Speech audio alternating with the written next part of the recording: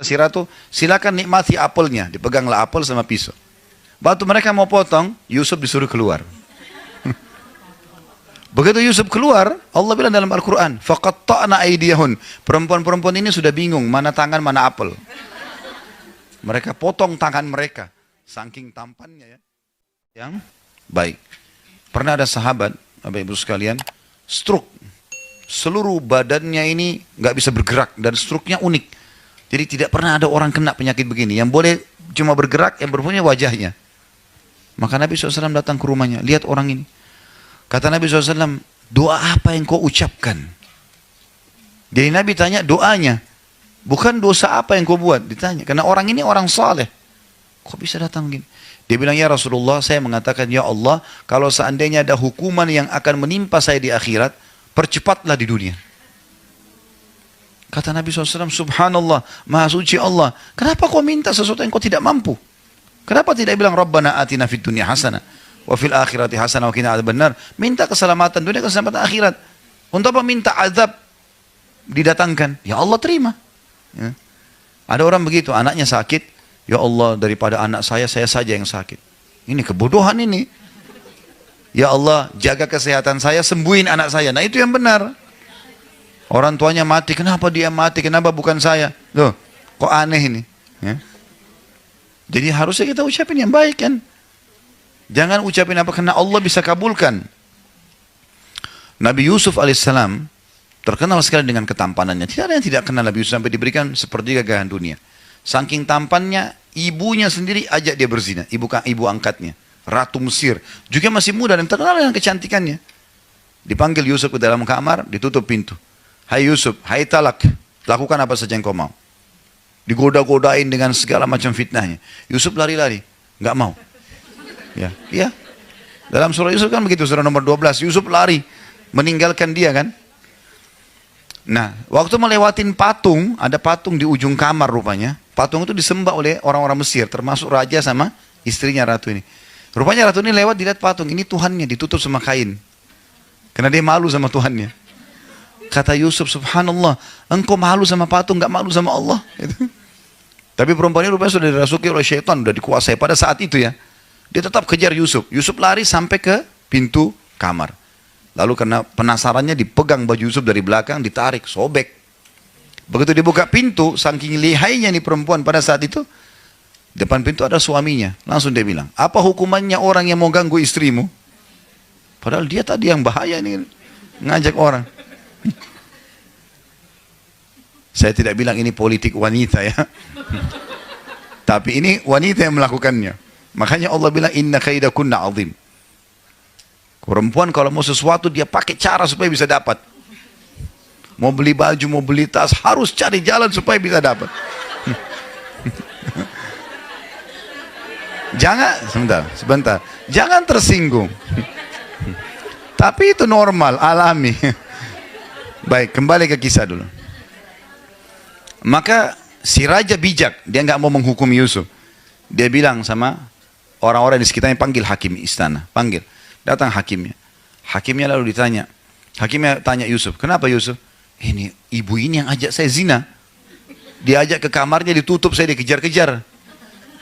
Tanya istri ratu, bagaimana ratu? Jelas-jelas orang ini di kamar saya kok, gimana? Jadi luar biasa gitu. Maka untung bijak nih si hakim, dia bilang, kita kalau gitu lihat bajunya Yusuf. Kalau baju Yusuf robek dari depan, berarti betul si ratu. Karena laki-laki kalau mau nyerang dari depan, kemudian disobek bajunya karena membela diri. Tapi kalau baju Yusuf robek di belakang, berarti ini perempuan yang masalah nih. Ternyata betul, dilihat bajunya Yusuf robek dari belakang. Tapi dia bisa dengan caranya membuat suaminya yakin kalau dia tidak salah. Ringkas cerita, tersebar satu Mesir kalau ratu tergila-gila sama anaknya sendiri. Penasaran dia, undang semua satu Mesir. Wanita Mesir semua diundang oleh ratu, silakan datang. Datang ke satu hall yang luas. Entah berapa yang banyak datang. Disiapin pisau sama apel. Semua dikasih. Pisaunya yang tajam, yang baru dibuat. Sengaja gitu. Ini Allah ceritakan dalam Al-Quran, surah Yusuf ya. Begitu mereka sudah siap semua, lalu kata si ratu, silakan nikmati apelnya. Dipeganglah apel sama pisau. Waktu mereka mau potong, Yusuf disuruh keluar. Begitu Yusuf keluar, Allah bilang dalam Al-Quran, faqatta'na aydiyahun. Perempuan-perempuan ini sudah bingung, mana tangan, mana apel. Mereka potong tangan mereka, saking tampannya ya. Laki-laki sekarang lewat, biar juga sudah mandi 7 kali, tetap aja nggak ada yang potong tangannya kan itu. Tapi ini luar biasa Yusuf alaihissalam. Lewat, sampai mereka tidak sadar. Nanti mereka sadar waktu Yusuf sudah ada di sebelah ratu, baru mereka sadar, oh tangan saya yang kepotong nih gitu. Baru mereka sadar. Lalu kata ratu apa? Inilah sebabnya kenapa saya mau zina sama dia. Kalian baru lihat sesaat sudah potong tangan. Ini orang tiap hari sama saya nih. Untuk membenarkan perilaku dia ini ya. Kalian baru lihat sesaat sudah potong tangan, saya tiap hari gimana? Maka apa kata ratu? Saya akan terus paksa dia buat zina atau dia dipenjara. Yusuf alaihissalam langsung berdoa waktu itu. Apa kata Yusuf? Ya Allah, penjara lebih aku sukai daripada apa yang mereka ajak. Daripada zina, penjara saja ya Allah. Jadi doa Nabi Yusuf apa? Minta masuk penjara. Di penjara Yusuf alaihissalam sekian tahun, bertahun-tahun, tidak ada, kisah Yusuf sudah habis ceritanya. Ya, sama mungkin kalau orang tanda kutip, tentu Yusuf tidak berbuat jahat ya.